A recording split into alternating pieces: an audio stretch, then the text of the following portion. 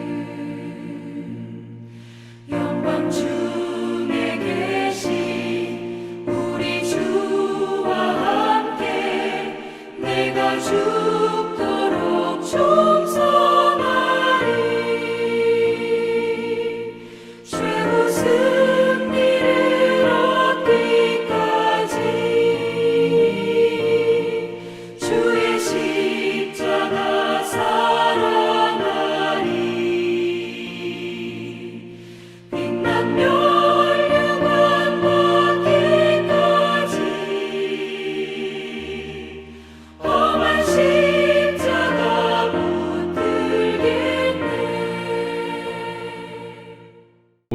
전해주신 하나님 말씀은 시편 37편 1절로 11절의 말씀입니다. 한 절씩 교독하겠습니다.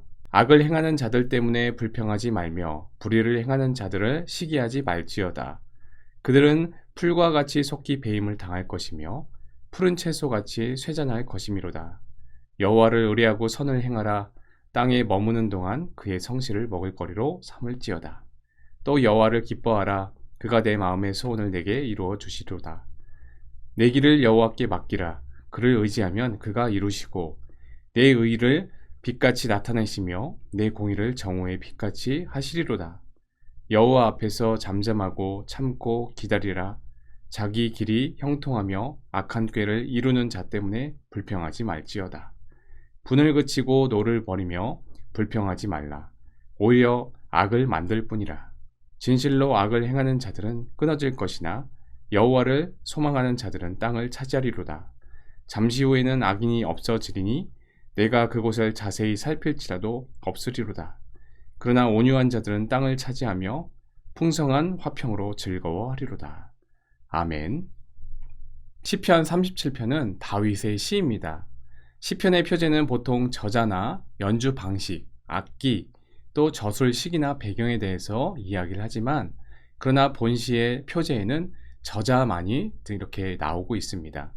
그렇기 때문에 다윗에 의해 지어진 것은 분명하지만 언제 어떤 배경에 의해서 지어진 시인지는 불분명하다라는 겁니다.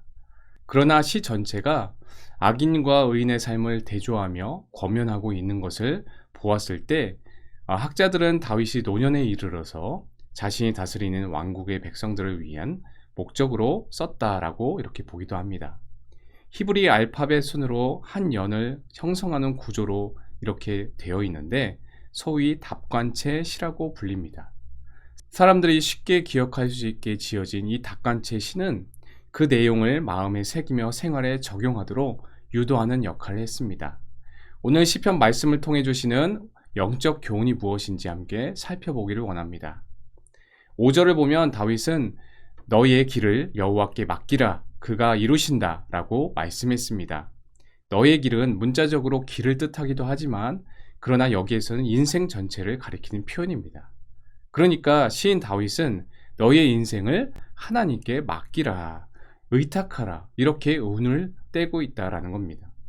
짐이 무거워서 질 수 없는 사람이 하나님께 자신의 인생의 모든 짐을 위임하는 것을 의미합니다. 시인은 여호와께 맡기는 이러한 태도를 가지고 하나님께 의지하면 그 결과 그가 이루신다라고 고백을 하였습니다.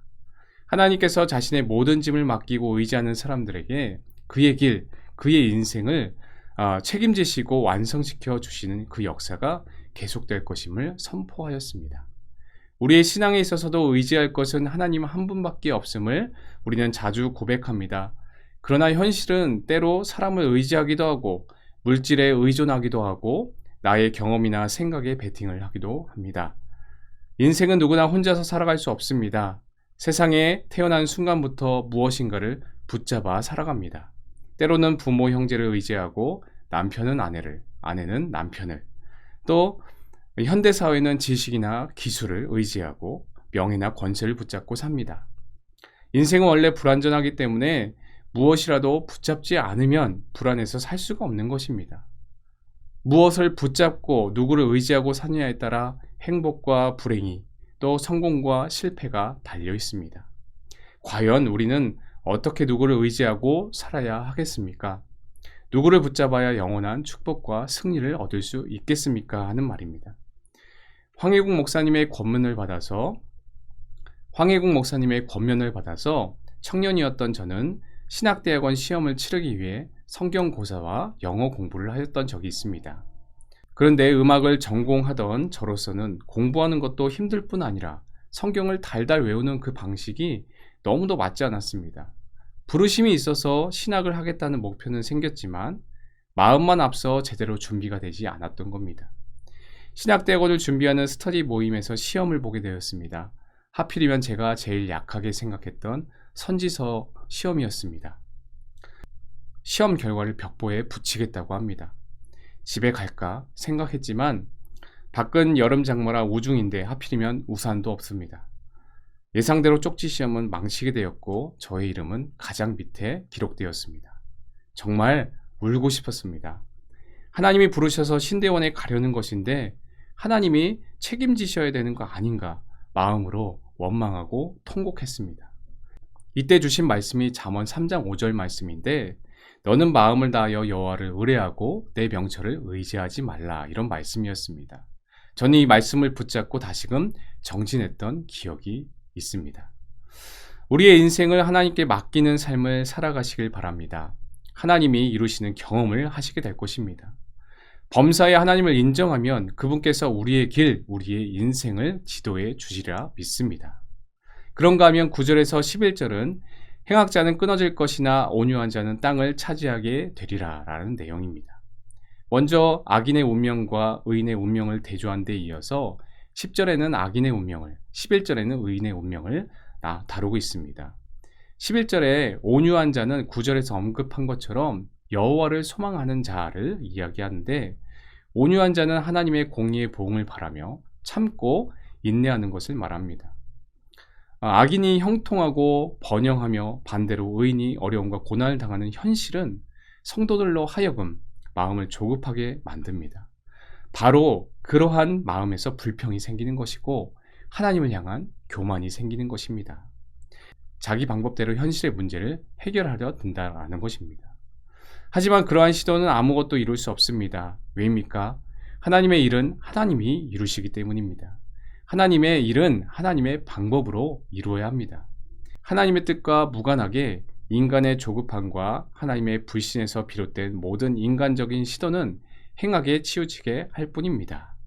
그러므로 우리는 우리가 무엇을 하겠다라는 그런 조급함과 어리석은 생각을 내려놓고 하나님 앞에서 잠잠하고 기다려야 합니다. 시인 다윗은 이렇게 여호와 앞에 잠잠하고 참아 기다리는 자를 온유한 자로 부릅니다. 그러한 자가 땅을 차지하게 될 것이라 선포합니다. 땅을 차지한다라는 것은 다윗의 배경으로 볼 때 정복전쟁과 관련된 그런 표현이죠. 그러므로 땅을 차지한다는 말은 다른 말로 승리한다라는 말입니다. 예수님은 팔복에서 이 말씀을 인용하여서 온유한 자는 복이 있나니 그들이 땅을 기업으로 받을 것이다, 이렇게 말씀하셨습니다.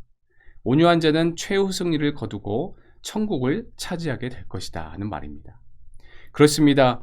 여호와 앞에 참고 인내로 기다리는 자, 하나님께 궁극적인 보응을 맡기고 악인들의 핍박과 그로 인한 고난을 참으며 인내하는 자에게 하나님은 최후 승리자가 되게 하여 주실 줄 믿습니다. 성도 여러분, 우리는 온유한 사람이 되어야 할 줄 믿습니다. 힘이 없어서가 아니라 힘이 있어도 하나님의 공의를 기대하며 기다리길 바랍니다.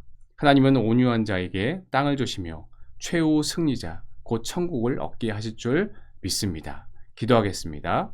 마음을 다해 여호와를 의지하고 맡기는 온유한 자가 되기를 원합니다. 함께 기도하겠습니다.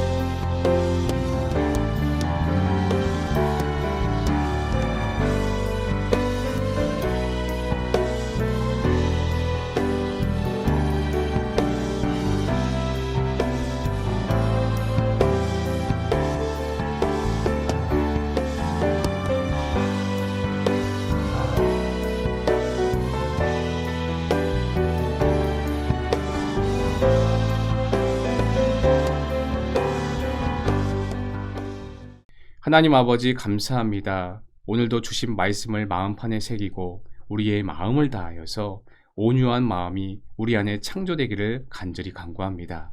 아버지, 그래서 주님께서 주시는 참된 신령한 것들을 받아들일 수 있는 저희들 될 수 있도록 축복하여 주시옵소서. 감사를 드리오며 예수님의 이름으로 간절히 기도드리옵나이다. 아멘.